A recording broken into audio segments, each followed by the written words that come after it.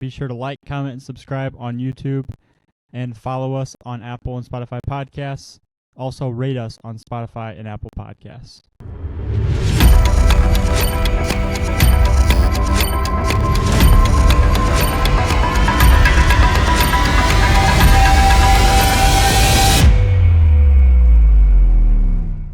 All right, welcome back to episode 64 here of the Bullpen. Looks like we have some bad weather coming up this week, so hopefully it changes. We can get out to some baseball games and some games can be played. I know there are some teams on some spring trips this week. Last week it looked like some schools had some spring break trips, and it looks like again this week. But how you guys doing? I mean, we've had some good couple weeks here of baseball so far. What's up, boys? I know to start off the week, you guys were out in full force yesterday, seeing a bunch of stuff. Saw a lot of good games that we'll touch on later in the episode. But yeah, hoping we can get some breaks here, Gavin, and the forecast is wrong because there's just a whole lot of rain coming through the area and a lot of teams down south on spring trips, a lot of spring breaks. I know Lake Point is seeing a flurry of activity, a couple schools down there, and some guys making a good name for themselves. But no, everything's good. Feel like we're in full swing of the spring here, and getting to learn a lot more about these high school teams as we get out to these games.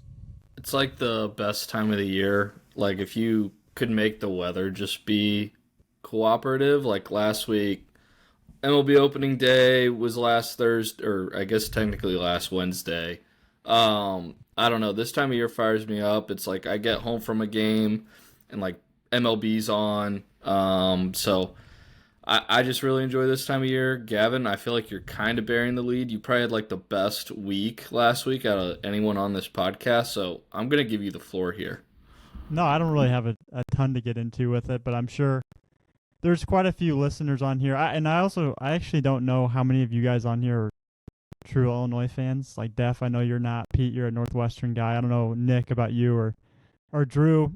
But I mean, I've been an Illini basketball fan my entire life. I watch like every single game. I get way too invested in it. But I just love Illinois basketball. So a lot of family went to Illinois. My grandpa went there.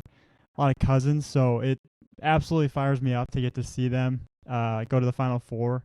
And just I love Coach Underwood. This team's awesome. So I'm sure there's some people listening to this that are pretty fired up as well. And with the Final Four being in Indy and so close, it just is cool to have it kind of be in the Midwest. It's only an hour and a half, 2 hours from Champaign. So I think there's probably going to be a lot of orange and blue in Indy this weekend. I know my cousin bought tickets for the game. I don't know. There's just a lot of people fired up in my family and my friends as well. So it's super exciting. It's, for me, I've always said an Illinois basketball national championship and a Bears Super Bowl are like my two wishes in life, I guess.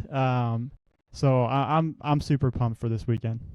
Being a fan of Northwestern, like you don't expect much athletically. So at this point, it's just good to see the Big Ten, succeeding and going this deep, like, because Michigan's still in it too. And I know people, like the guy, like certain fan bases hate other fan bases and whatnot. Northwestern, we don't really have beef with anyone because like we're not good enough to, but it's just good for the Big Ten, like there's other I guess the Big Ten's been pretty good at basketball over the years, but seeing it like in football now, even baseball a little bit, just like the conference, like you kind of just root for the conference. That's just how me and my dad feel, I guess, but I don't know if anyone else feels the same way.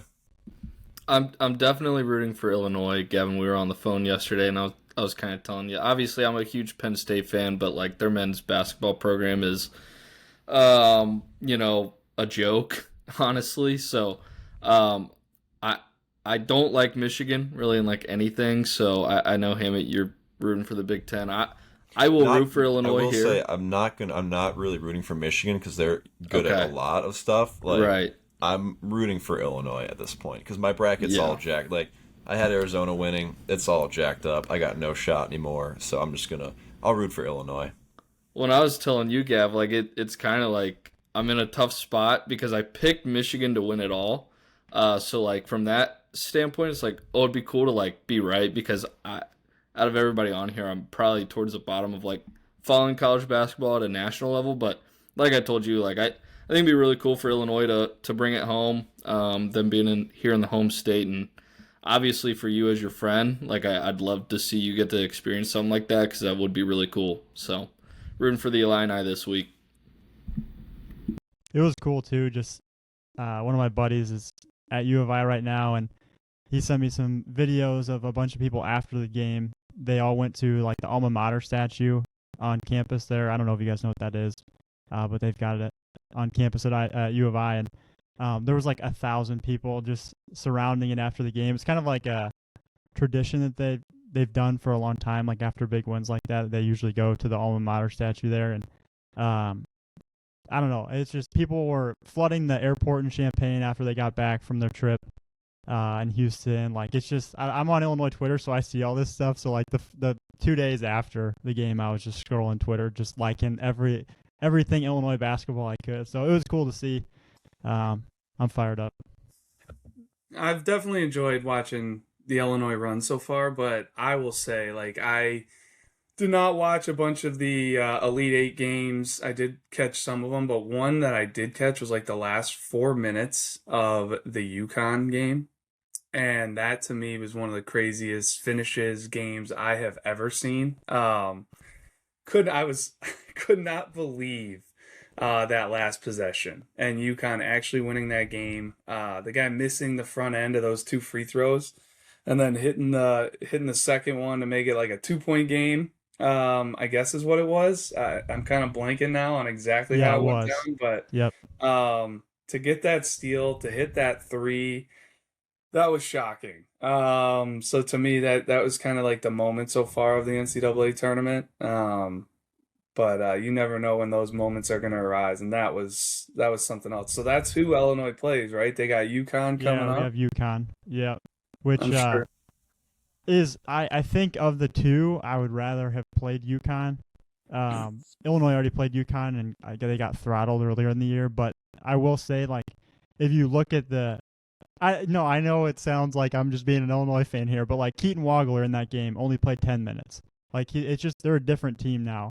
Keaton Wagler's like the guy. David Mirkovic, same thing. He played maybe 15 minutes, and now he plays the entire game. Like they're just, and same thing with UConn. It's both sides. I'm not just saying Illinois. They're completely different teams at this point in the year. Where, I mean, I'm all in on Illinois, so I think they got the win here. But it's definitely a different game on Saturday than what we saw early in the season. It's going to be an absolute dogfight. I can tell you that. Just watching the way UConn plays, and the way they fought back in that game. Some of these leads that have evaporated for teams in the second half is pretty wild. Because they were up 17, I want to say, in the second half against UConn, and they came back. So yeah, no matter what, I would expect a very, very hard fought game. But I'll be rooting for Illinois, and I'll be keeping my eye tuned to that game. And one more thing, I know this is a baseball podcast here, but with that UConn Duke game, did you guys see at the end of the game, after they hit that shot, Hurley went up to the ref and like headbutted him? And I don't know if you guys saw that or not, but he could have cost them a tech there and potentially lost the game because of that. I don't know if anyone saw that, but that was wild. Yeah, I mean, I saw it. I know Duke fans wanted the tech to be called. I mean, he clearly has a relationship with that referee. Like, you don't, whether he built that throughout the game, and this guy knows, like, all right, Danny Hurley's a little off his rocker. And like, I think there's gray areas in all sports, and like, there's coaches that get away with more stuff than others. And I mean, if you're going to be the referee and call a technical in that spot, like, really? Now, would you ever do that as a head coach and risk that? And I find that hard to believe. But yeah, I mean, if you're gonna, I don't know. I just think that's a big risk to take in a moment like that, you know. And I know sure. He's an intense coach, and I think that I appreciate that about him. But I would be worried. Like if I was Illinois and Underwood did that, I would be freaking out. My guess is that he said a lot worse things to the ref and did a lot worse things to the ref throughout the Probably. entire game, to where he probably thought that little head nudge and stare was like nothing compared to what, because like I've heard some clips. The guy's intense. He clearly knows how to win basketball games. I wouldn't want to referee his basketball games, I'll tell you that. But no, I totally agree, Gav. I think it was borderline at least. And I wouldn't want I wouldn't want Underwood doing that if I was Yeah, an Illinois fan. But I also find it kind of funny that it's like, I mean, UConn makes a great play, and all I hear is like Duke wants the technical to be called and how egregious that is, and blah blah blah. And it's like, okay, like if you want to win by that way, like sure, for or sure. your team Yeah. could just hold on to the ball and get fouled, and the game's over. But yeah, no, I hear you. That was pretty risky for sure. Yeah. Well, we can switch over to some college baseball stuff. Looking at some of these teams from Illinois, I mean, NIU's been off to a pretty good start this year. They won their series over Bowling Green. They're 16-8 overall. They're 8-4 in conference. They're tied for third in the MAC. EIU won their series over Morehead State. They're 15-10 overall, 5-1 in the OVC. Sorry, tied second overall in the OVC. And then SIUE, they are undefeated in conference at 6-0. They lead the OVC, and they swept Tennessee Tech this last weekend. And then Illinois, they won their series over Penn State. Sorry about that, Tyler. Illinois getting the dub over the boys, but They're not very good some this year. some Illinois baseball news there. I know we got some players listed down here too, off to good starts last week, or really just on the year as a whole. Real quick on that Illinois Penn State series, I saw Aiden Flynn threw the ball really well Sunday. That's a freshman out of Marist from last year, and he was really good last year when I got to see him throw in high school. So shout out to Aiden. The fact that he's getting the ball on Sundays in Big Ten play for Illinois, I think, says a lot about the kid. So kudos there. I've seen a lot of stuff coming through on Illinois, like AJ Putty's, still swinging the bat well, but um, just some like interesting things, like Braden Mazzacano getting some starts in the outfield for Illinois. Like he was a high level two-way guy out of Schaumburg, left. Really, we always loved it on the mound, but he was always like a dynamic athlete, center field type prospect. You don't see too many guys getting two-way opportunities at that next level. So like that was one that stood out to me. And then J.R. Nelson has been getting some starts at shortstop. Which they have Michael Farina there. He's been playing, either shortstop, second base, mixing it in. But J.R. Nelson, I think he swung the bat all right this past weekend. Just another guy that was like a junior future gamer for us way back in the day. Huge fan of him. I think he transferred into Illinois this year. And you mentioned why am I Aiden Flynn, but another left-hander that I get fired up seeing is Reed Gannon. He was a Manuka alum. He's, I mean, just looking at his numbers here, he's pitching to a 1.85 ERA. He's thrown 24 innings, which is second most on the club. 15 hits, 16 strikeouts, and only 4 walks. Always like a fan favorite of mine. So they've got a ton of Illinois prospects that are, doing really good things for them this year, and I love to see it. So just wanted to call that out as well. I just wanted to touch on Danny Saihaki, a Princeton 2023 grad. He is at Northern Illinois. Shout out our moms. They used to work together. But Danny on the year he's thrown 40 innings, struck out 40, allowed 13 walks, and has a 3.6 ERA. And I was just listening to an interview with Coach Copeland, and it sounds like he is their Friday starter now. He's kind of been their weekend starter. Kind of getting flipped between Friday, Saturday, Sunday, but he is their Friday guy now. So Danny Saihaki out of Princeton, having a good year for NIU. And shout out, like, he was a 200 plus rank, when he graduated high school. Like, he was not a highly ranked guy.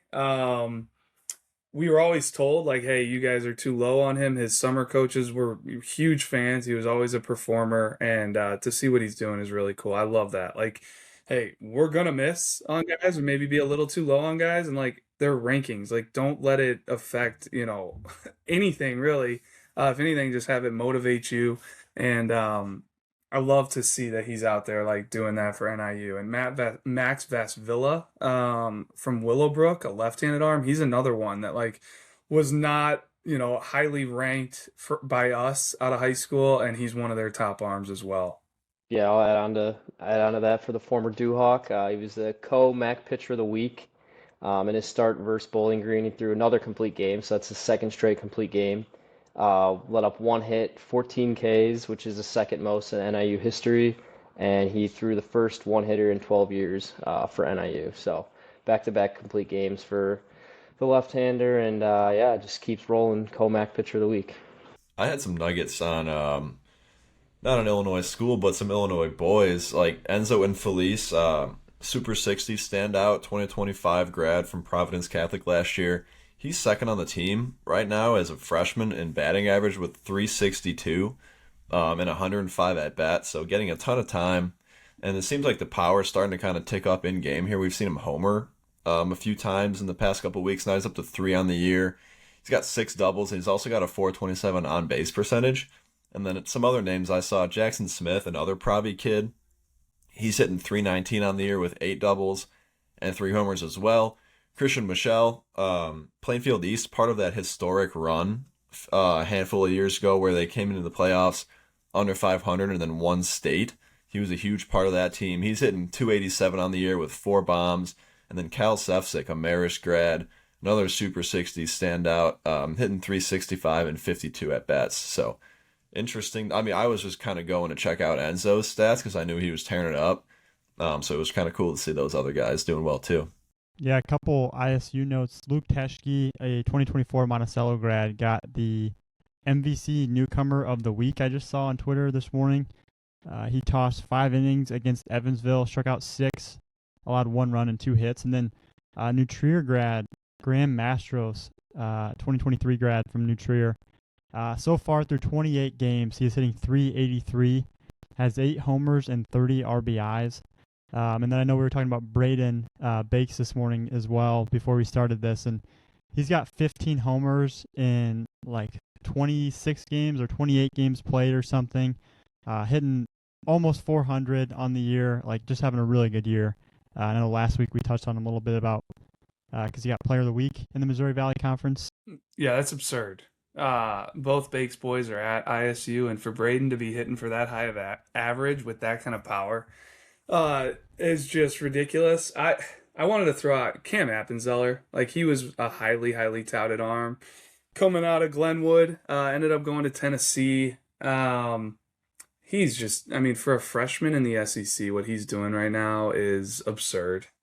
He's got a 1.37 ERA. In 26 and a third innings pitched, he's only given up 16 hits, 4 runs, 4 walks, and he struck out 29. So as a freshman, striking out more than a guy an inning, he's just been dominant, pounding the zone. So, I mean, here in a few years when he's draft eligible, expect to hear that name high up in day one.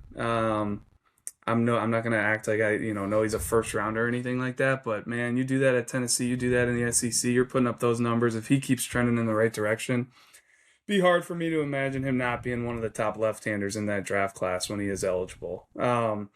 Another guy, Zion Rose, he was a Brother Rice product, went down to IMG his senior year, but he's been kind of in and out of the lineup due to injury so far this spring. But when he's been in the lineup, it is absurd. In 7 games, he's hitting 577 with 3 doubles, a triple, 2 home runs, 15 RBIs in those 7 games, and 6 walks, which is good for a 656 OBP.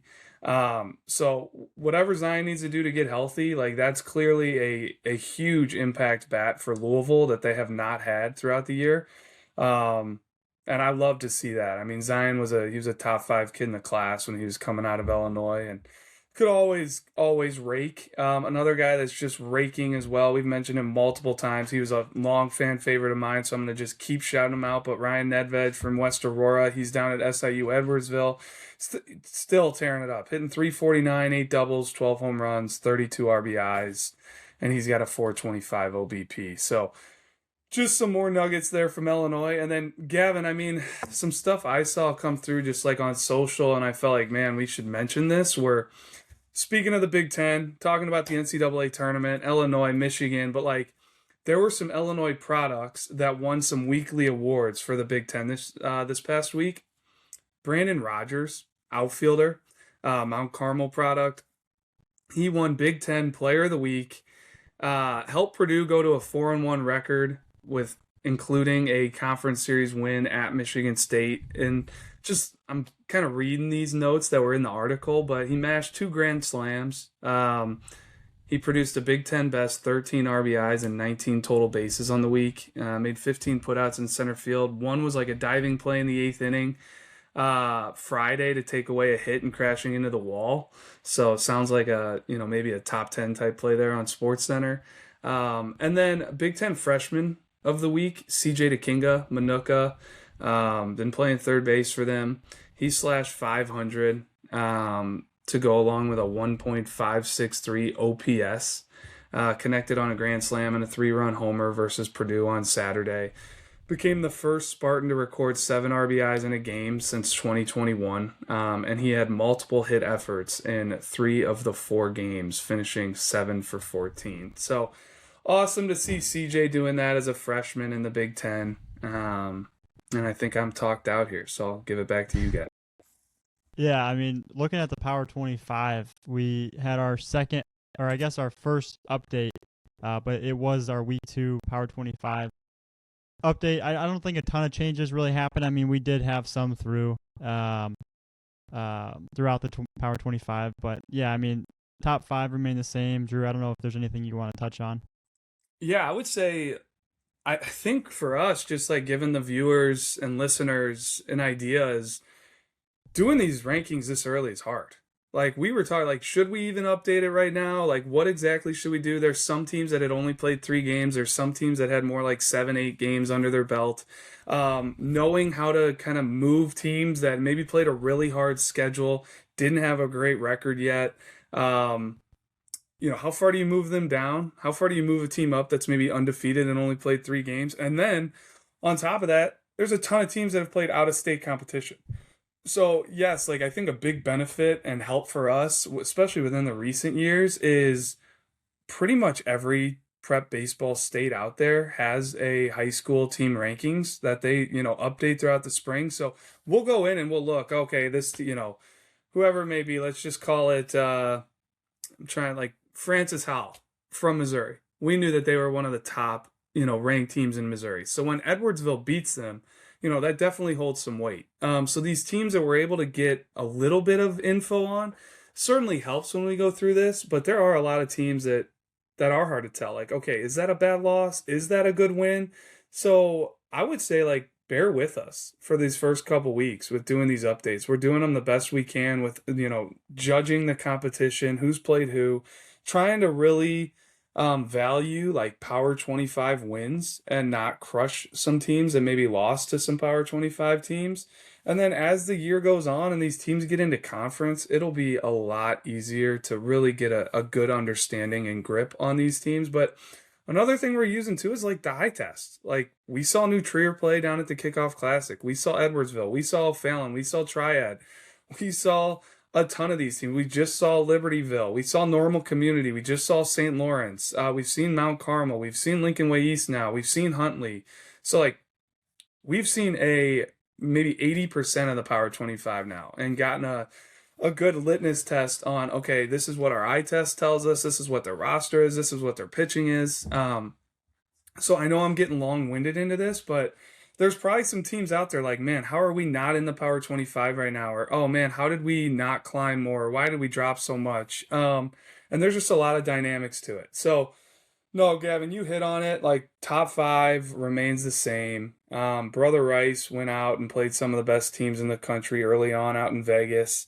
They're 3-3, but, I mean, Shooter Hunt is, one of our main, he's like our national scout. What would you call Shooter? Is he our national scouting director? Is Yeah, that VP probably of scouting. Yeah, yeah, the VP of VP. scouting. So, Yeah, he's out there watching Brother Rice coming back like, man, if there's, three better teams than Brother Rice, like I want to see them because that's how impressed he was with their position players and some of their arms as well. So we take a lot of value in that. Libertyville won state last year. They went out and played a couple teams as well. They're 3-2-1, but St. Lawrence stays at the top. St. Lawrence's only loss here, as I'm looking at it, is to IMG. Like they're the number 2 ranked team in Florida, and apparently they had them beat. Made a couple late game miscues defensively that ended up costing them. But St. Lawrence 3-1 coming into a lot of these records that we'll kind of touch on are after Sunday when we updated them. So by the time this rolls out on Wednesday, there's going to be some differences in these teams' records, but. No, St. Lawrence, Normal Community, Libertyville, Brother Rice, Mount Carmel. That rounds out the top 5, and I'll give it back to you guys. Like you said, it's really tough, especially this early. But we got Lincoln East jumping 1 spot, so now they're up to 6. They had a win over Maine South, who was 6 at the time. A nice 4-0 win. I mean, they're really solid. Like, they passed the eye test. They got depth. I liked the pieces that they have, and the coaches are all very high on what they have, and they're fairly young. Like, they have mostly juniors and a really, really talented 28 class that they all like. So that's going to be a team to watch for the next couple of years. And then Huntley, they're jumping up 1 spot to number 7 now. They went 4-0 on the week. Another one, I got my eyes on them, and they're another talented group. They're always going to be very good over there in Huntley. Coach Jakubowski does a great job. They're always going to be, well coached, tight knit group, and they got some firepower up and down that lineup and some talented arms. So, 2 teams that I personally saw that are making a couple jumps here.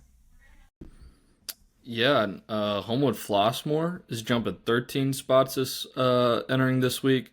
They went 5-0 last week. A big win, a big 7-6 win over number 5 Mount Carmel.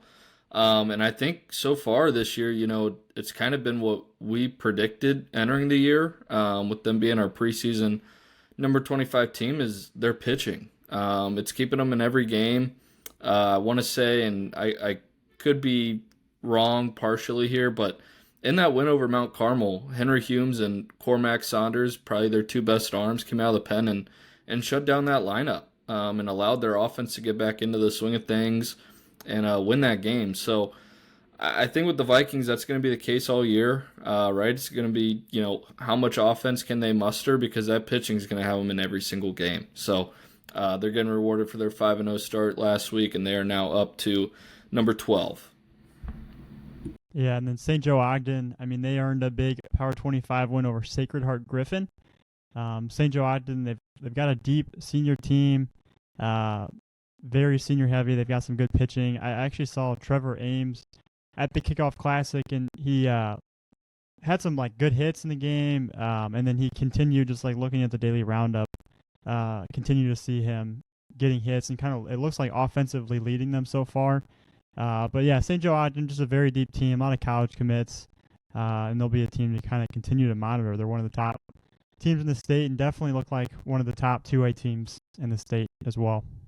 Then another team, one of 2 teams that jumped into the Power 25, but Mascoutah, they're off to a 5-0 start. And I think what really stood out to me was, man, we knew Darren Klein was going to be good. He's a 2027 that can pitch mid-upper 80s. Nolan Liebert is another arm that they had. But the emergence of Brandon Klein, he's a freshman. I think he's got a chance to be one of the top 2029 arms down there in that Southern Illinois Metro East area. Pitching on varsity and really performing. And the velo was actually up. We saw them down at the Kickoff Classic, and he was 84, 86, 83, 86. We had seen him in the low 80s before. So him stepping up, them going 5-0, they're a team I'm really, really intrigued by, and I think they deserve to get into that Power 25, and obviously time will tell with that, because there's little segue here, Gavin. There's a number of other teams that are knocking on that door that we had discussions about, and it's hey, who should we throw in there? And I think there's plenty that kind of deserve it. That, hey, in the coming weeks, you very well may see yourself getting into this Power 25, depending on how things shape up. Yeah, I mean, you look at a team like normal U High, Drew. You saw them in person at the Kickoff Classic, but they're 7-1 to start the year. They had a 4-1 week last week. Guys like Cole Brent, Parker Roop, they have some pitching too. Caleb Hornbrook, who won the Player of the Week last week for his performance down there at the Kickoff Classic. They're a team that's always been pretty good. They always have some pretty good players on their team, and off to a hot start here to start the 2026 spring. Yeah, I mean, I saw them beat Oswego and Champaign Central rather handedly. Isaac Schroeder was on the mound, left-handed arm, 2028, like really interesting, pitching in the low 80s.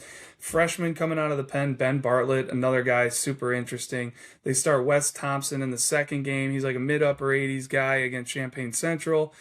They did have a blemish against Metamora. But then they swept a 2-game set against Washington. So they very easily could have, been a team that plugged into that Power 25. I think, as one thing we could like, maybe we're just going to make them prove it a little bit longer and see what happens. But no, they've got a lot to like there. And they are one team that I feel like early on definitely could have a beef looking at that Power 25. I mean, another team, I don't know if you guys want me to take this, but like, another team that I think probably around the Chicagoland area that people would see, man, how are they not in the Power 25 or when are they going to enter, would be Lions Township.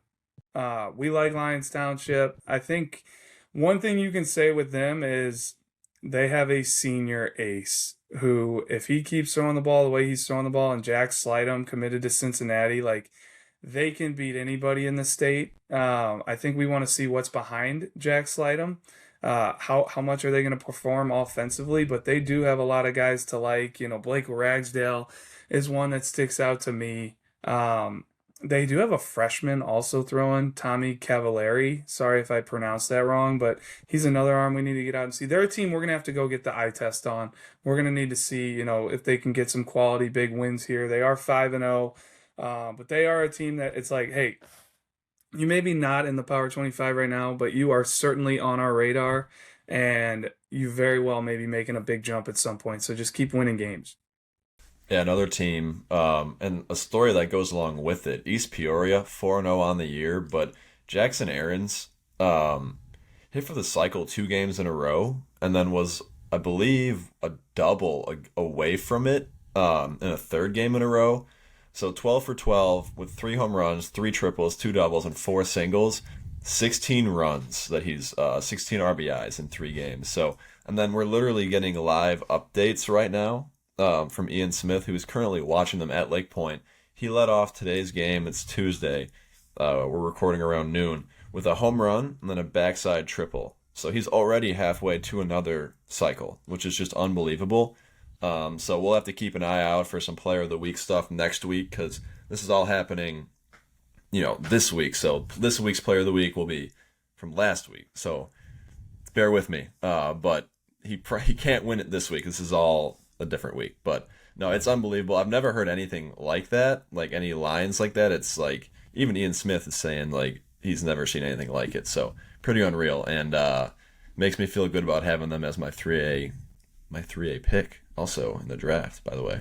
Well, look out, because, they've got the likes of R.J. Duncan as well, who hammers baseballs and strikes everybody out on the mound. So, yeah, I think he's actually getting the ball for them today on Tuesday. We'll see how he does. But, man, Jackson Aarons, keep it up, because you deserve all the shout-outs here. They can't get him out, and then they can't even get him out for, less than an extra base hit, it seems like. So, he's definitely been buzzing around the company, just people tossing around his name. He was even brought up on our national conference call. So love to see it. And any schools out there, like, man, you want to get away for spring break, you want to go somewhere, like, get to Lake Point. It's a beautiful facility. We've got scouts floating around those fields, giving us updates, sending out social media.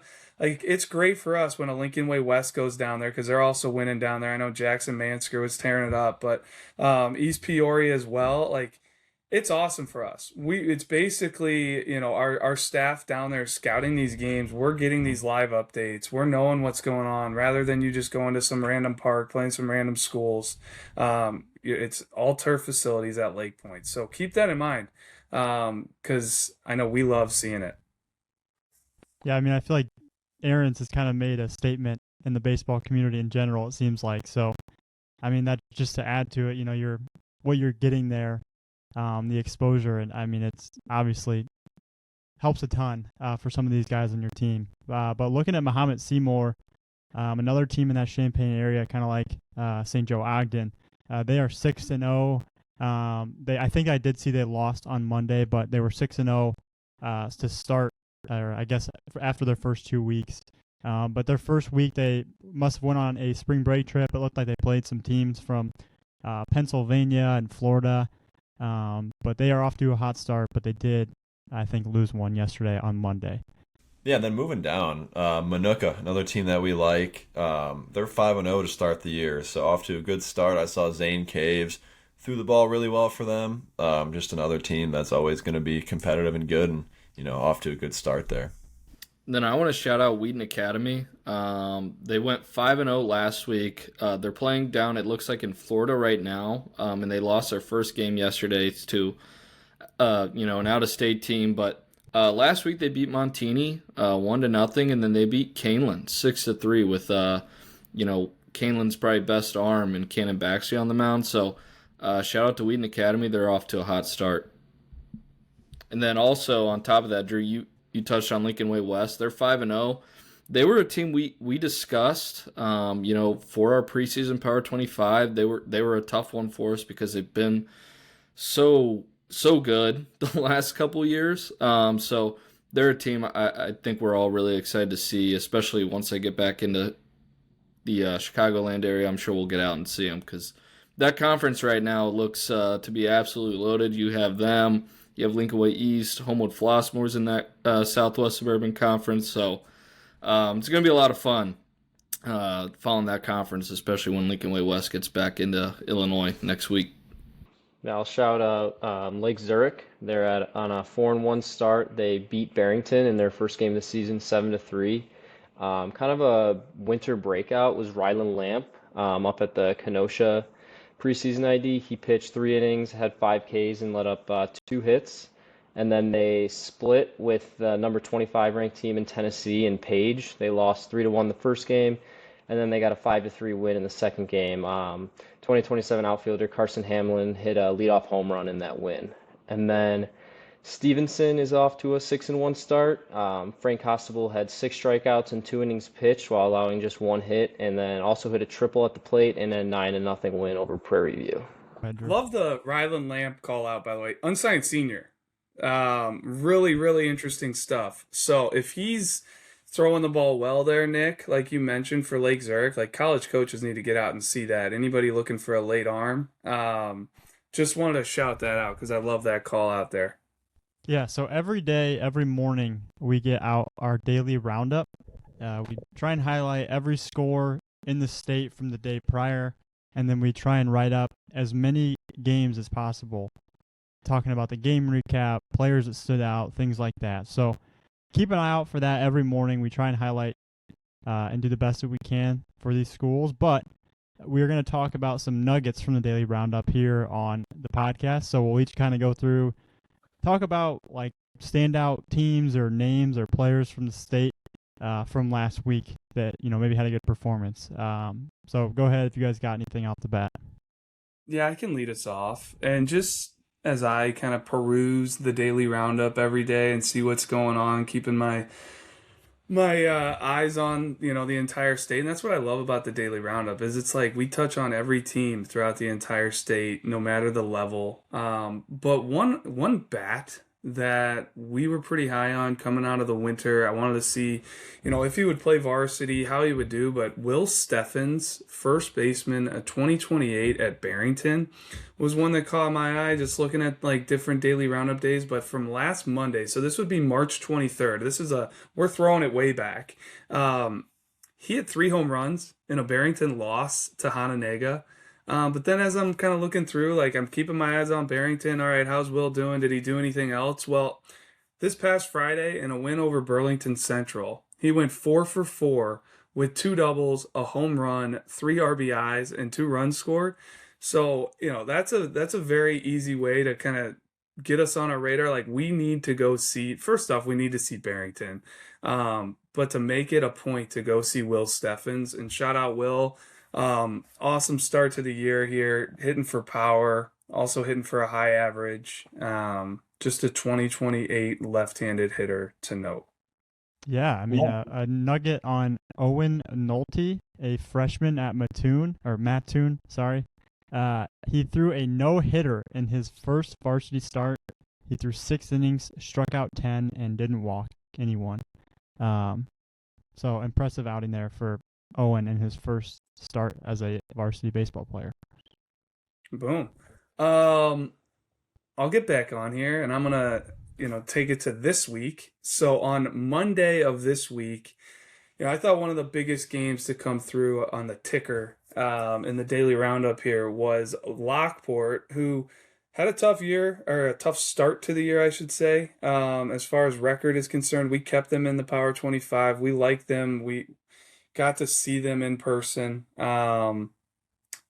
But they knocked off number 4 Brother Rice 8-3 in the opening round of the Do It Stevie's Way tournament, which I think is a very, very big win. One notable prospect is senior outfielder Adam Kozak for Lockport. He's a Lewis commit. He was part of our senior future games this past summer, which, that event just gets me more and more fired up, as we've seen all these senior future gamers, whether they commit or just really have elevated themselves since that event. But Adam Kozak hit 2 home runs, went 3 for 4 with 3 runs scored, and kind of a big bounce back win there for Lockport, who was holding on by a thread in the Power 25.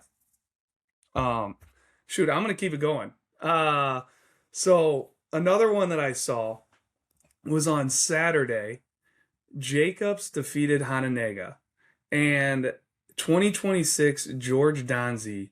He's a Wisconsin Stevens Point commit. He's a starter for Jacobs. He went the distance, striking out 11 while only allowing 1 earned on 4 hits. And the reason that stood out to me so much was I saw George and Jacobs play down at the Kickoff Classic in their first game of the year. He was absolutely dominant. Went basically 7 innings, 1 hit, no runs, and was pitching at an 85% strike ratio, and just carved up the team he was facing. So to see him kind of back up that performance, do it again, Jacobs there has a really, really quality arm in George Donzi, and wanted to shout him out. And I'll turn it over to you guys here. Another thing that came across our desk was Jay Thompson got his 950th win.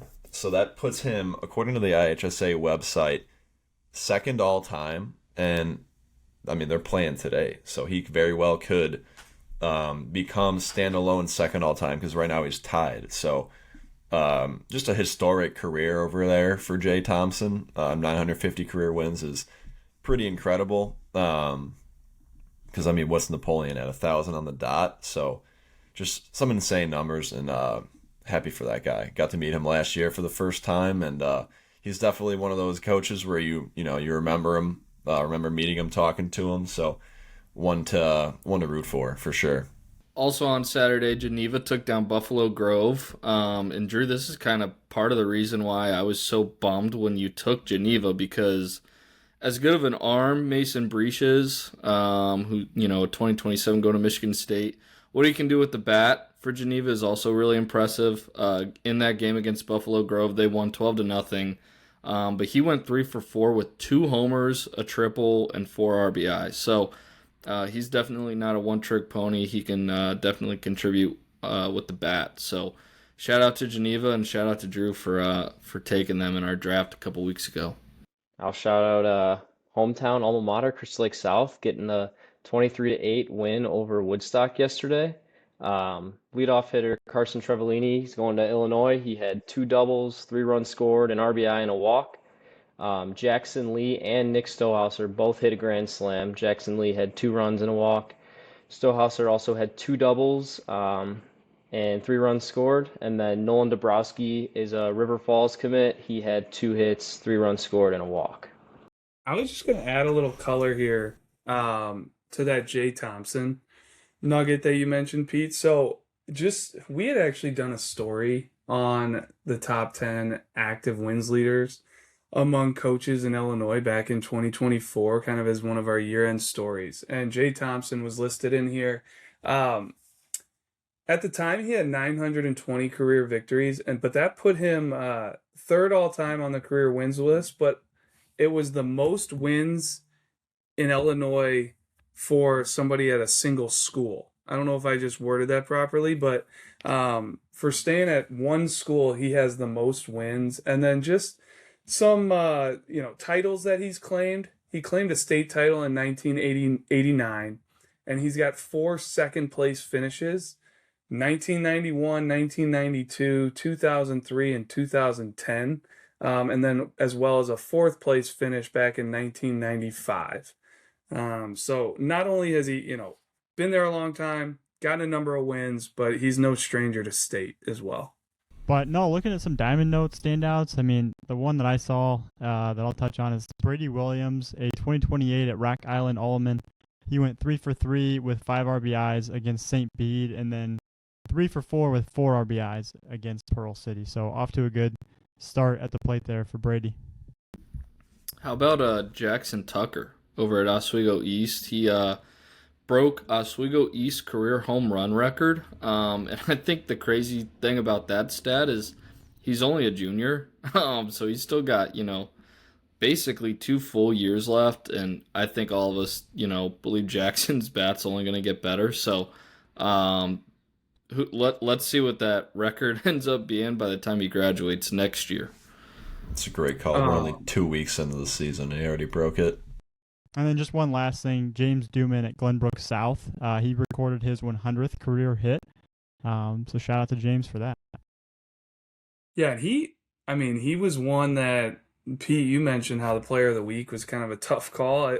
A lot of weeks it is a very, very tough call and could go to anyone. I think for us, Jackson Tucker, really impressive week, but James Duman, I felt like made it probably the toughest between him and Tyler Gluting. He went 8 for 10 with 6 walks, a double, 3 triples, which really stood out to us. A home run, 8 RBIs, 7 runs scored, and a stolen base. So one of those just tough calls you had to make. I think the amount of extra base hits that Gluting had really kind of separated it, but 875 OBP on the week, and just a monstrous week there for James Duman. And that's one of the reasons I love doing the Diamond Notes, is highlighting these guys that very, very easily could be a player of the week.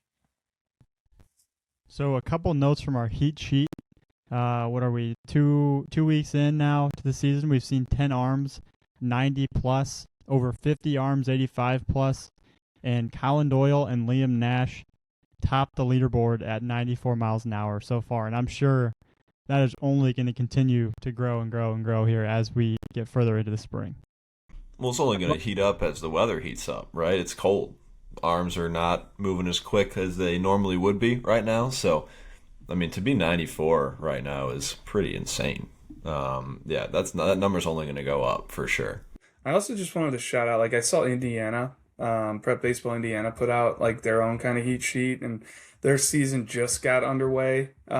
Wisconsin's season is just now getting underway, so I think those are 2 of the latest high school seasons that start up. Maybe Minnesota's up there too, but now all high school baseball around the region should be going. And in Illinois, kind of entering the 3rd week here, getting pretty fired up for that weather, hopefully, Pete, to change, and these arms to just continue to get more and more extended. And hopefully we see plenty more velo. I know Nick saw some velo yesterday out of one of our top 2027s, and I think, Gavin, you may want to kind of get into the next segment here. Yeah, you guys, go for it. You guys saw a lot of baseball last week and then some games yesterday, so get right into it.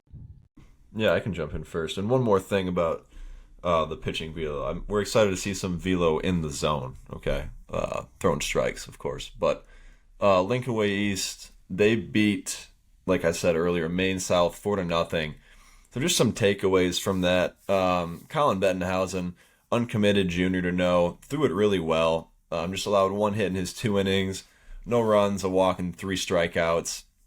He was, pitching low 80s.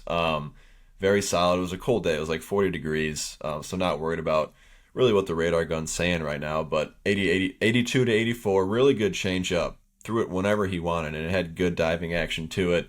Mixed in a curveball as well with big 11.5 shape. And then another uncommitted junior I had was Tyler Osmanski. Threw it really well over his 3 innings of work. Didn't allow a hit or a run. Didn't walk anybody and struck out 2. Just a really good mover with a clean arm. Working at 83, 84. We've seen him firmer than that, but cold day. Curveball changeup mix, dynamic, good shape to both of them. So really good, solid 3-pitch mix there. And then Ryan Flanagan, he popped on the mound to close it out. Senior going to Rock Valley. Really dynamic lefty. Like the arm was really working, quick arm. Up to 86 with a slider. Struck out 2 in his inning of work. Just a loud look on a cold day. But I was a big fan of just the position guys they got sprinkled around the field. Evan Riff, a junior going to Valpo. Just very, very fundamentally sound shortstop. Like the swing, like the bat. Finished 1 for 3 with a double. One of the better shortstops in the state. And then Rocco Triolo, known as a catcher, maybe primarily, but playing right field. The arm was strong out there, looked the part. The frame looks like it's added some strength as well, and he showed that at the plate. Barreled a double to left field. So one to know there, uncommitted junior. Another uncommitted junior, Casey Mickret, playing second base. Another just very fundamentally sound infielder with a clean, compact swing. Finished 1 for 2 with 2 runs scored and a walk. Just, him and Riff up the middle. Very solid punch there. Really good duo. That's part of the reason why I like them so much. Is very reliable. And then Matthew Safarik, an uncommitted senior, had a great day at the plate. Finished 2 for 3 with an RBI and a run scored. Simple swing, just like the way it worked. Scrappy at bats all game. Just one of those kids that is a good ball player. And then from Maine South, I liked Jack Giannikos. They kind of went to a bunch of different arms throughout the game, so some brief looks at these guys. But Jack Giannikos, John A. Logan commit, senior, one of the higher upside arms in the state. He's like 6'4", 180-ish. Really elastic, good mover. Up to 87, 88. The slider flashed wipeout, late bite to it. So he'll be one that I think in the coming years will really make some jumps and will have a chance to, be a high-level guy out of John A. there. And then Henry Murphy, a sophomore from Maine South. So super sophomore standout for us, Tyler. We've liked him a lot over the years. He was 80-83. Just big fan of the way it works. Clean mover, not a ton of effort. The arm really works. 80-83, good slider. Just competed in the zone. Wasn't scared. He's a sophomore playing against a really good team with a good offense and was not scared, not, trying to just pick around the zone. He was just going after guys. So love to see that. And then Evan Adamczewski, a Northern Illinois commit, one of the better bats that we've seen in the recent months, like Illinois State games MVP, and it's just a lot of the same in game. Like the bat to ball is really good. It's really good. The field to hit, field to use the whole field. He can see spin. He's on time. He can adjust. I saw him go the other way and flip a ball for a double. So just a big fan of the way that kid handles himself in the box. Love the swing. Good player. So yeah, that was kind of a lot of talking. I'm going to let one of you guys go in next here. Well, I can touch on my games from last week. Talked a little bit on last week's podcast about seeing Downers Grove North beat Oswego East. I mean, the story of that game was Colin Doyle. Touched on him a lot during last week's pod, so I'm not going to go too hard on him here, but really looked the part. We jumped him in our rankings, in our 2027 rankings quite a bit, and he backed all of that up in person. But, another winner for DGN, in my opinion, was Antonio Russo Tiesi, left-handed hitting third baseman for the Trojans. Just a really hitterish presence in the box. Really like how the swing works, his approach at the plate. Hammond, I know you were a fan of the video. I tweeted out in game. He was getting results in game, so wanted to shout him out as well.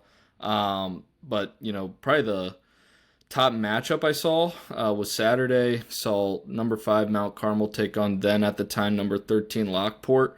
And Mount Carmel won that game 4-2. with the Caravan, like the story of that game for me were the arms. Seeing left-handed pitcher Ian Tosi toe the rubber. He missed all last year with an injury, and honestly, I was just pumped to see him pitching again. He's been a fan favorite of this podcast for a while now. Just the pitchability, and there's that pitchability was still there. As someone who's been through, an arm injury in my career, like it takes a little bit for everything, for you to one feel like yourself again, but also just for your arsenal to crisp back up and get, to maybe where it was. Like, and I'm not saying this to bang on Ian. Like, I just felt like his off speed wasn't as crisp as what it was pre-injury, but that's going to come. Like, he's building up. He threw 1 inning last week, or in his first start, which was probably 2 weeks ago now, and 2 innings on Saturday. And, like, he looks really good. Like, he's moving right. Fastball's coming out good. It was 85 to 87, but it was pretty cold over there at Mount Carmel. You're basically right off South Lakeshore Drive there, getting that wind off the lake and everything. So still really like Ian. Loved what I saw. Can't wait to see what he looks like towards the end of the year as he, continues to feel like himself again. But right-handed pitcher Connor Allen-Tenney came in after him. 2026 going to Notre Dame. Still really like Connor. Like the fastball, man, when it's in the zone, like it's really good. He was up to 91 for me with the fastball. Thought he navigated trouble well on the bases. It got a little hairy there at the end of the game, and he showed a ton of composure to get him out of the jam and secure that victory for the Caravan. And also like on Lockport's side, like Anthony Farina was a big winner for me. Left-handed arm, uncommitted, 2027 out there for any schools listening. Man, he's such a fun pitcher to watch. Like it's very throwback style. Like, man, he switches tempos on the mound. He, changes deliveries on the mound. He'll quick pitch you. He'll do the hesitation in the delivery, and like he pitches backwards too. And like maybe I have a soft spot for that because like I had to basically pitch that way, but that was because I didn't have any velo, and Anthony's got, more velo than even I had. But he's a low 80s arm. But really changes speeds well. Like, that's a really good lineup he's facing over there at Mount Carmel. And like his first inning, man, he struck out the side, like against 3 of the better hitters in the entire state, for some of those guys, maybe in the entire country. So want to give him a shout out. Like I thought he battled well. He pitches with emotion and fire, which I love to see. You can tell he cares, and really liked what I saw with Anthony. And then Drew Satunas, catcher for Lockport, a guy I've long been a fan of ever since I saw him playing game last spring. Just really looks the part behind the dish, man. He's a vocal leader, really, commands the game well, manages the game well from behind the dish, and left-handed hitter, man. And I know I've said this because kind of saw it at senior future games, man. He's that guy you hate pitching against because he just will not get out quick. He works long at bats and fouls off a bunch of tough pitches. So want to shout out Drew as well. But that's what I have from Saturday. Nick, I feel like we should let you talk here on but I think we're going to touch on our games from last night.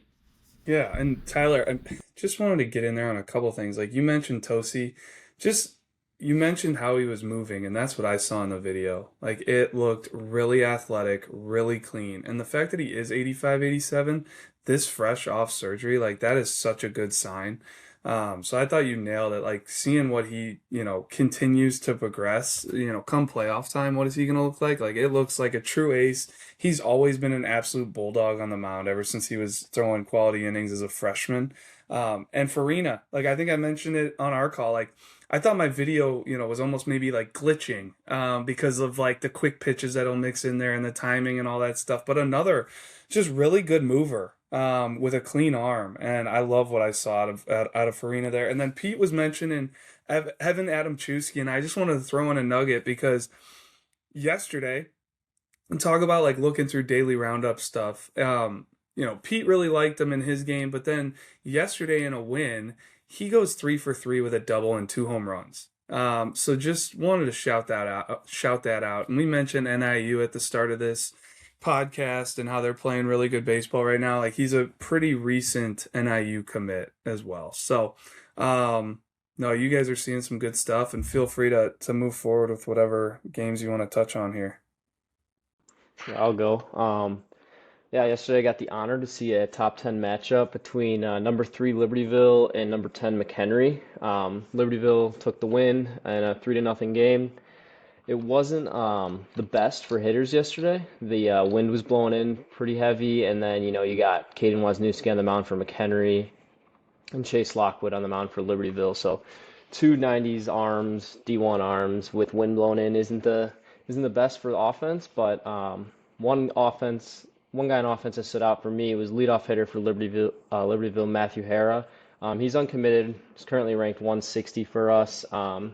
Played right field yesterday. He was really patient at the plate with some bat speed. He worked counts throughout the game, and he was using the whole field consistently. He led off the bottom of the first inning off Wozniewski with a line drive single to right center, and then I think he had a ground ball single to left later in the game. But he had 2 hits and scored a run. Definitely an uncommitted name for some schools to follow in the junior class. Axel McKnight. He DH'd yesterday. He's a 2027 for Libertyville. Currently ranked 42 for us. He drove in the first run of the game in the second inning. Definitely showed the ability to catch up to the velocity. He's got a really loose athletic swing. He had an RBI single, like I said, in the bottom of the second inning. And then I'll get into Chase Lockwood, 2026, committed to Illinois State. I mean, the performance by him it was dominance throughout from the first inning all the way to the seventh. He threw a complete game, allowing 5 hits, no runs, 1 walk, and struck out 6. He was consistently missing barrels. I mean, he was landing all of his pitches for strikes. The fastball was 87 and 90 with over 2,400 plus RPMs. Curveball was in the mid 70s with 12-6 shape and some pretty hard bite. And he showed a really hard slider at 82 to 84 with over 2,600 RPMs. He was landing that. I mean, he got a lot of strikeouts on the slider, just throwing it low and out, and it was biting. Kids were swinging at it. It really worked. And then the changeup was 80 to 83. He handled that solid lineup pretty efficiently and limited the damage throughout the game. But I was really impressed with Lockwood's performance. And I know we kind of talked about him earlier, and you guys had mentioned that his velo has ticked up recently too. So, I mean, I think in the 6th or the 7th inning, he was still 87, 86 to 88 around there. So he definitely held the velo. And then Ryan Wilberding, he was a future gamer for us. He's going to Marshall. He looked the part behind the plate. He didn't have a hit yesterday, but his at-bats were pretty quality at-bats. Definitely showed some advanced barrel feel with some loose and quick hands. He did turn on a foul ball against Wozniewski. It was like 90, 92. Turned on it and hit it a mile foul, but definitely was hunting the fastball and showed the ability to hang with the velo. For McHenry, obviously Caden Wozniewski got the start. He's going to Louisiana State. He's the top player in our 27 class. He's the third right-handed pitcher ranked right-handed pitcher in the nation. His fastball was 89 to 92. He topped 93 early with some pretty high spin rates, 2,600 plus, with some ride through the zone. He showed a slider in the mid to upper 70s with really sharp bite. Slider was really working yesterday when he was throwing it near the zone, and then changeup had some fading action in the low 80s. He's obviously one of the top players in the country, and as we get through the year more and more, he'll start to settle in. Another uncommitted senior that stood out for me for McHenry was Nathan Neidhart. He's an outfielder, left-handed pitcher. At the plate, he had a wide stance. I mean, he's really balanced. He didn't have a hit, but he put together some good at-bats and definitely is someone to watch. And then on the mound, he came in relief for Wozniewski, and he was up to 83 from the left side. And he had a shorter curveball that played in the low 70s and showed a slider between. There was actually a difference between the slider and the curveball. A lot of kids say they'll have both, and there's not much of a difference, but there was definitely a noticeable difference for him. He's definitely an arm to follow. And then Carver Cone, top player in our 28 class. He was hitting second, playing center for McHenry. He also did not have a hit yesterday, but again, going against Lockwood, it's not an easy task to get a hit off of him, but he did barrel a fly ball to right field that would have been a home run every other day of the week with the wind blowing in, and he was robbed at the wall. But I mean, he was handling the velo throughout the game. He's definitely going to be a fun name to follow throughout his high school career. But yeah, it was a good game, good matchup. Two really good pitchers, and overall got pretty good looks at two of the top 10 teams in the state. I we got a little mixed bag here on games yesterday because I know Pete's game the wind was blowing straight out, and your game the wind was blowing straight in.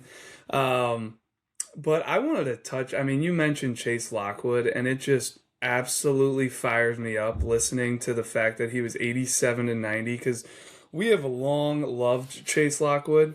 First off, just the Lockwood clan that's come through. Like he's the third of the brothers. The other two are Division One athletes at Valparaiso. With Cole like playing as a freshman at second base, and Connor being one of their main arms for the last couple of years. But getting back to Chase, like I pulled up his profile as you were talking because I just want to look at it. And we invited him to the Future Games back in 2024. And he was topping at 84 miles an hour, which if you look at traditionally like who goes to the Future Games, the velos tend to be a lot harder than that. But we've always loved the movement patterns, the starter profile. He can really spin a breaking ball. He throws a ton of strikes. And we thought people needed to see him at the Future Games despite this, topping at 84. That velo comes, for everybody at a different age, but he could always really pitch, and the starter profile for me, like, really set it, separated him. So to see that he's pitching at 87-90 now, holding the velo, like, it warrants a big jump in our rankings. And it just fires me up for Chase and his future and Illinois State. He's an Illinois State commit. Man, they're getting a good one here, who I don't think he's going to slow down anytime soon as far as that velo is concerned. So, no, and you kind of said it. You got to see two top 10 teams in the state. You got to see two number one prospects in the state in respective classes. I mean, McHenry has the number one 2027 right now and the number one 2028. So good stuff there, Nick. And I will pass it along, but I wanted to touch on that because that fired me up when you put out the tweet on Lockwood and we were chatting about it, the fact that he was 87-90. And just for Libertyville, like just elevating their ace to another status along with the Brady Bunicks of the world is also awesome for their team.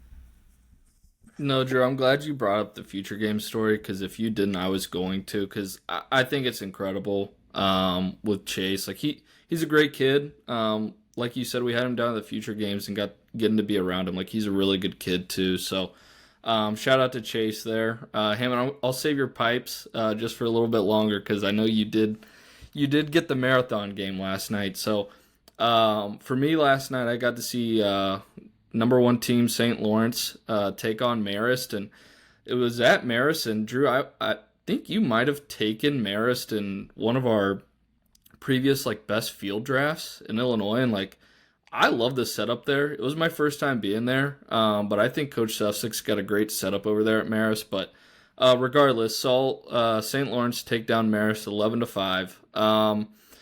Couple big winners for me, and with all these games, we probably should have mentioned it from the jump.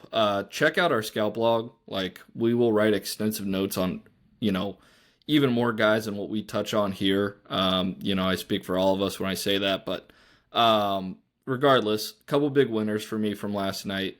The first one being left-handed arm, Colin Lawler, 2028 out of Marist. He's highly ranked for us currently right now. I want to say he's number 6 in the state for that 2028 class, and really looked the part. I don't think afterward I could have been a bigger fan. Listen, we had him at super sophomore games. He pitched his tail off. He got called up on varsity, I think, early on last year for Marist and really performed all spring long as a freshman. And, the ESCC, which is probably not the easiest conference to pitch in as a freshman. So shout out to him there. But, watching him pitch last night, you almost have to look beyond the stat line because it's not the sexiest stat line in the world. He gave up 3 runs over 4 innings, but to me it's the context, right? He's pitching against the number one team in the state right now, in St. Lawrence, which is a lineup full of seniors and juniors that can all bang the baseball. And just loved his demeanor on the mound. Like, not to take away from like my personal tweet I had on him, like, man, the ability to just compete in the zone against a team like that, and like his poise on the mound was like incredible for a sophomore. There's a point in the game he gives up a loud solo bomb to Tristan Steger, right, going to Kentucky, and I'll touch on him later. But following Steger in that lineup is Corey Less, a 2026 going to Louisville, another super talented left-handed bat, and he goes right at Corey Less, right? There's like no emotion after he gives up the home run. At that time, it brought St. Lawrence within one run of the game. It was 4-3 at that time after that homer. It was like, whatever. Like, I'm just going to go make more pitches now. He goes right at Corey Less, eventually gets him to fly out, and he makes it out of that inning. And I was just really impressed. His fastball was 84-86. We've talked about how deceptive his fastball plays. It's a deceptive like two-seam through the zone, and it gets swings and misses in zone too. And again, against that lineup, like, it's got some carry to it as well. Like, against that lineup to get swings and misses on your fastball in the zone, I think says a lot. And his slider was 78-80. And one thing like I love about his breaking ball is that he throws it to both lefties and righties. I know a big thing with breaking balls, especially at a young age, like you're almost afraid to throw it to like the opposite handedness because it breaks in towards them. Like, for a righty, you don't want to, sometimes they don't throw their breaking ball against lefties, right? They're more prone to throw it to a righty. With lefties, vice versa. But he throws it to both sides of the dish, right? To righties and lefties. I really like that pitch. We've seen him show changeups to us before him. We were kind of talking about it off the record. Like, he showed us a real changeup at super sophomores last summer, so we know he has that in there as well. So that's pretty long-winded on Lawler, but man, I was very, very impressed with him. But moving down, Tristan Steger, 2027 catcher, going to Kentucky, very highly rated for us in the 27 class, and looked like the best player on the field, right? Which is kind of what you want to see out of a guy that highly touted. But I love the bat, the left-handed bat. Like, yeah, he hit the homer to dead center. That was impressive, but like maybe the more impressive at bat for me was later in the game. The game is still kind of somewhat close at the time he's got runners in scoring position, and obviously, like, he can bang the baseball, right? So it would make sense for guys like that to maybe sell out for like doing damage and swinging for the fences, right? Like, the wind yesterday was blowing straight out to right field. He gets a tough pitch to hit and just, flicks his wrists out, sends it into right field to bring home 2 runs, and just really impressed with the approach. And then defensively, like, he looks the part there as well. Like, I like how he receives the ball, especially balls low in the zone, like, really tries to, like, sell it. He didn't probably get as many as he wanted, but love how he receives. We know the arm plays back there as well. Didn't get many opportunities in game to kind of show that off. And I'm sure that's a respect thing out of Maris there, not testing him a ton, but really liked what I saw to Tristan. Throughout that lineup, man, like, Lawrence has dudes. Mickey Lotus, I remain to be a big fan on. I thought his defense, like the actions there, they've been good. I thought they've gotten even better over there at second base. And then with Mickey, like, the foot speed's just like incredible. He hit a couple ground balls that, for anybody else is probably a routine ground ball out. Now with Mickey, it's like so impressive. So I got to see him both from the right side and the left side because he's a switch hitter. But his foot speed down the line is impressive. I was getting 4-1s from both sides.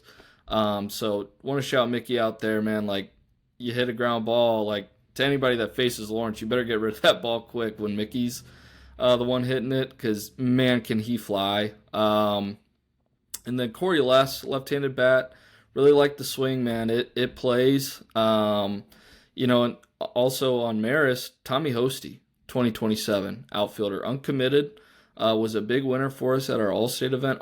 I got to see him on the mound.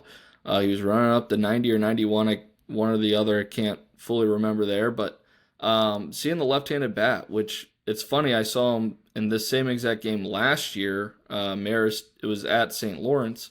He showed well for me there off a tough left-handed arm, and in this game, his first at bat shows me a really good swing where he gets a double, which led to a 4-run inning for Maris for them to jump out in front early in that game, but also plays really good defense out in the outfield as well. So those are just a few guys. Like I said, we'll touch on a lot more in our scout blog, but just off the dome, those are some of my bigger takeaways. Yeah, you mentioned we saw the number 127, the number 128. Well, I saw the number 129 in Paris Head. So I had Lane Tech. We got them number 23 right now. It was someone said marathon. That's exactly the way to say it. 17-14 win back and forth, 9 innings, 4 hours. It was a festival of baseball for sure. But Paris Head, yeah, I mean, obviously, you watch him play and the instincts are there and the way he moves, like the movement patterns are there. But it's just like when you're breaking down those top guys, it's like, who has it? Who is the guy that wants the moment on him and who feeds off that type of stuff? And Paris Head is that kid. He is not scared of the moment. He's a freshman on varsity playing he has not had a slow start. He's been playing, he's been doing well. Coach Freeman, he's had the pleasure of having, Sushi Wilson before he went to IMG, Dodger Frederick. So he's had these really high-level underclassmen come through, and he said Paris Head is right there with him from just a performance and a prospect status type kid. But yeah, he's a real shortstop. There's actions, there's instincts, there's feel, there's foot speed, there's arm strength, and then the swing. You watch the swing. It really works. It's loose and fluid. He took great at-bats. Was on time for upper 80s at the top of the zone, fouling it off, spoiling. The kid just has an overall feel to his game. And then he hopped on the mound and was 88, 89 with an electric fastball and a super athletic delivery with a really sharp curveball to go along with it. So, I mean, it's so early. I don't know, what he's going to be down the line. He's both. You know what I mean? He's a shortstop and a pitcher. He is a special talent. And it was my second time seeing him, but my first time I really got to lock in on him for a while in person, and he's the real deal, man. But kind of going more down the list here, we'll start with Lane Tech. Tanner Toback, a guy that Coach Freeman really likes. Just a good ball player, uncommitted junior, played third base, just competitive at bats with clear knowledge of the strike zone, didn't expand, not a lot of swing and miss, just a solid baseball player. Alex Ziegler, a Grinnell commit, and then Zolan Wyatt, an Oshkosh commit. Both kind of some thumpers in the middle of that lineup. They both homered. And Zolan Wyatt, I mean, he put up some of the biggest exit velocities we've seen at the state games. I believe he was up to about 108. So he's got huge juice. The frame's pretty unreal. He's 6'3" and strong. And there's more room to add there. And then Ziegler, another one. It's a projectable frame with juice. He's going to add more strength as he gets older. But Eric Acevedo, another one that Coach Freeman really likes, second baseman. The actions. Him and Paris Head up the middle is a really good duo. And looks the part at the plate, too. It's a clean right-handed swing hitting out of their 2-hole. Miles Mazanowski, 2027, playing first base. A really physical, I saw him walk up to the field. I was like, who the heck is that? And I was like, oh, yeah, that's Miles. Just really looks the part. There's a ton of strength in the bat, too. Was on the barrel a couple times. And then kind of on the mound, I mean, it was a terrible day to pitch. It was blowing out. Anyone that's ever been to Loyola, it's you're literally on a hill. They call it the hill. And the wind was just howling out. So the lines for most of these pitchers were not great. But Ronan Owens was huge out of the pen. Just for the overall game and the moment he was in. 3 innings pitched, no earned runs, just 1 hit. Came in super clutch. It was a huge spot. It was the bottom of the 7th inning. Loyola had already pushed 1 run across to tie the game. And it was bases loaded with nobody out. And he got out of it to send it to extras. So the game most, like 99% of the time, is ending right there, in one way or another, however it happens, right? Hit, error, whatever, walk, he gets out of it. So huge spot for him. Really clutch. Definitely played a huge part in them winning that game. And then Loyola, Bennett Kono, a sophomore, playing shortstop. So really speaks to how highly they feel of him over there and hitting towards the top of their order. 2 for 5 on the day with an RBI and a run score. Just a steady defender at shortstop, reliable. Like you can, set it and forget it, and you'll feel good about him over there. And then Anthony Reeve, a 2026, big fan of the way that kid just handles himself in the box. Physical left-handed hitter, showed bat to ball, like used the whole field. It was a mature approach, and I like the way the swing works as well. Another one, Sebastian Urbanowski, a junior. There was just bat speed, just something that stood out immediately. Just the bat speed, and it's flat, and there's juice. Keeping it simple, like don't overthink it. Like kids like that are usually going to hit. But there was a ton of home runs yesterday. Teddy Kurtzwell, 2026, homered twice. Anthony Revy homered. Jack Kaplan, a junior, homered. Rob Klingon, a senior, homered. And Urbanowski homered as well. So a ton of offense. And a really exciting back and forth game that Lane Tech ended up winning 17-14. All right, that'll wrap up episode 64 of The Bullpen. As always, appreciate you guys listening. Be sure to like, comment, and subscribe on YouTube. And follow us on Apple and Spotify podcasts. Also, rate us on Spotify and Apple podcasts.